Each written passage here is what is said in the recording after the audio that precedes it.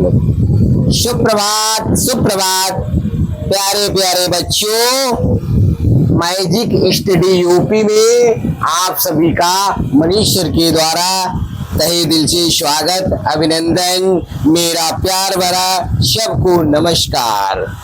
हिंदी के रसों की ज्ञान गंगा में आप सभी लोगों का तहे दिल से स्वागत, अभिनंदन है। आज हम बताने जा रहे हैं आपको रौद्र रस। रौद्र रस क्या है, रौद्र रस की क्या परिभाषा है, रौद्र रस के बारे में बताने। जहाँ कहीं पर किसी भी अपने प्रिय व्यक्ति, माता पिता या स्वयं से अपमान या किसी अप्रिय वाणी या व्यवहार से जो हमारे हृदय में क्रोध रूपी भाव उत्पन्न होता है, वहां पर रौद्र रस होता है। कहने का मतलब है, समझ कि जहां कहीं पर किसी अपने प्रियजन, अपना कोई बहुत खास हो प्रियजन, व्यक्ति, माता पिता या स्वयं से अपमान सिद्ध हो या किसी अप्रिय वाणी या व्यवहार से या कोई भी किसी अपने प्रियजन का नुकसान हो रहा हो, जिससे हमारे हृदय में क्रोध रूपी भाव उत्पन्न हो जाए, वहां रौद्र रस होता है। रौद्र रस का उदाहरण आपके सामने पहला उदाहरण लिखा हुआ है। रौद्र रस का पहला उदाहरण आपके सामने द्रष्टव्य है, लिखा हुआ है। इस उदाहरण को देखिएगा। ये वहां महाभारत से लिया गया है। महाभारत में जब अर्जुन युद्ध के लिए तैयार नहीं हो रहे थे तो कृष्ण ने उनसे कहा, कृष्ण उनसे कहने लगे, क्या कह रहे हैं? श्री कृष्ण के वचन सुन, श्री कृष्ण के वचन सुन, अर्जुन क्षोभ से जलने लगे।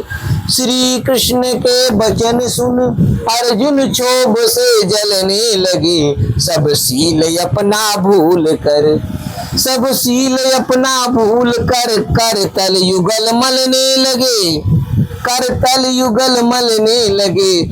संसार देख अब हमारे, संसार देख अब हमारे, शत्रुरण में मृत पड़े, शत्रुरण में मृत पड़े।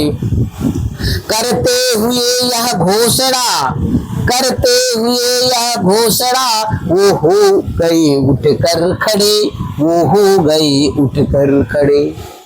श्री कृष्ण अर्जुन से जब बताने लगे तो अर्जुन को क्रोध आ गया कि उनके प्रियजनों ने कैसा उनके साथ व्यवहार किया और कैसी कैसी वाणी बोल रहे थे। अपने अपमान को सहन नहीं कर पाए और ऐसी स्थिति में उनके अंदर क्रोध, क्षोभ, क्रोध आ गया और क्रोध से वो अपने गुस्से में आकर जलने लगे। सब शील अपनापन सब भूल करके कर तल युगल मलने लगे और संसार से कहने लगे, अब संसार देख, जो मेरे शत्रु हैं वो सब रण में मृत पड़े हुए हैं। यह घोषणा करते हुए अपने यूं उठ करके खड़े हो गए। इसका स्थायी भाव शोक है। आलम्बन क्या है भाई? आलम्बन मतलब, आलम्बन मतलब आलम्बन ये होता है, क्षणिक होता है। क्रोध जो है क्षणिक है। और फिर क्या कहते, अनुभाव क्या है? अनुभाव। संचारी भाव क्या है? संचारी भाव क्या यहाँ पे हो रहा है? संचारी भाव से आपको पता चल रहा है क्या हो सकता है इन पंक्तियों में। संचारी भाव क्या है सब लोग लिखेंगे और कमेंट में नीचे लिखेंगे कि इसका संचारी भाव क्या है, इसका अनुभाव क्या है। अगर कोई समस्या आ रही तो हम उसको हल करेंगे। इसका दूसरा उदाहरण आपके आगे द्रष्टव्य है। ये दूसरा उदाहरण है, सेकंड उदाहरण है। खून उसका उबल रहा था, मनुष्य से दैत्य में बदल रहा था। उसने देखा कि उसका खून खौल रहा है, गुस्से के मारे खून खौल रहा है और मनुष्य से वह दैत्य के रूप में बदल रहा है। कह रहे ज्यादा गुस्से में आना भी नुकसानदेह होता है। तो क्रोध जब वही होगा, क्रोध रूपी भाव, जहां पर जिसका स्थायी भाव क्रोध है, जहां पर क्रोध आ जाएगा वहां पर क्या होगा? आपका रौद्र रस होगा। रौद्र रस के बारे में दो उदाहरण मैंने आपको दृष्टव्य किए हैं। इन दो उदाहरणों में से एक उदाहरण जो आपको आसान लगे वो लिख लीजिएगा और जहाँ पे कोई चीज समझ में नहीं आ रही तो नीचे कमेंट में लिख करके भेज दीजिएगा। उसका अगले वीडियो से बनाने से पहले उसका आंसर मैं आपको कमेंट के नीचे लिख के भेज दूंगा।